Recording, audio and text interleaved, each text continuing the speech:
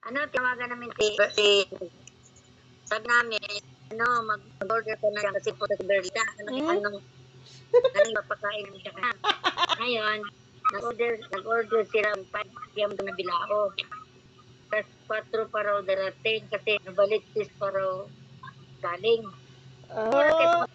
Alegria good, nana.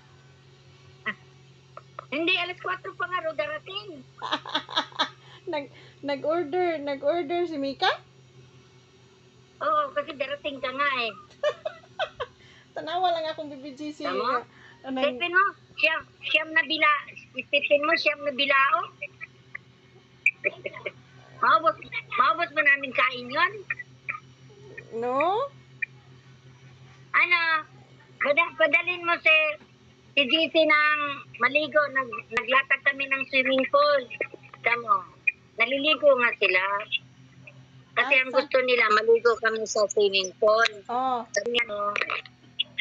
Sabi ni Mika, huwag na kayo maligo sa labas.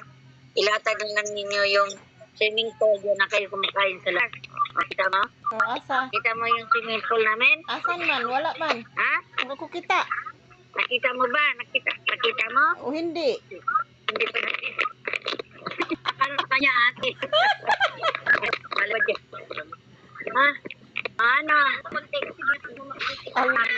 Oy, wauri mga ingay na yung mga bilbil do sa ilawang ba? Maligo si JC, mahilig sa tubig yan.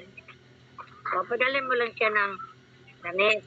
Kung gusto mo, magdala ka rin ng damit kasi mamaya mag-inuman kayo bang maligo. Sure. Ano? Alegria,